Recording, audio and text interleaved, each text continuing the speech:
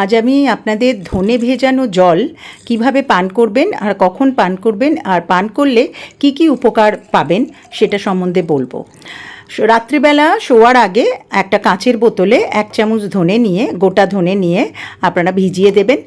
আর সকালবেলা সেটা ভালো করে ফুটিয়ে নিয়ে চায়ের মতন ছেঁকে খালি পেটে পান করবেন।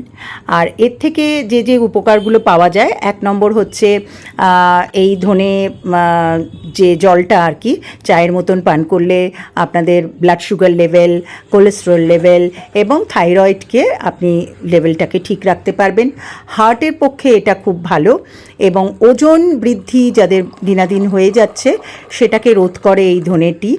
আর তাছাড়া এই ধনের মধ্যে ভরপুর অ্যান্টিঅক্সিডেন্ট আছে, যেটা কিনা আমাদের শরীরের পক্ষে খুব উপকারী।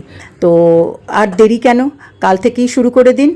রাত্রিবেলা ধনেকে ভিজিয়ে দিন কাঁচের বোতলে, আর সকালবেলা ফুটিয়ে নিয়ে খালি পেটে চায়ের মতন গরম গরম খেয়ে নিন। ধন্যবাদ, ভালো থাকবেন, খুব ভালো থাকবেন, শরীরের যত্ন নেবেন এবং আনন্দে থাকবেন। শুভরাত্রি।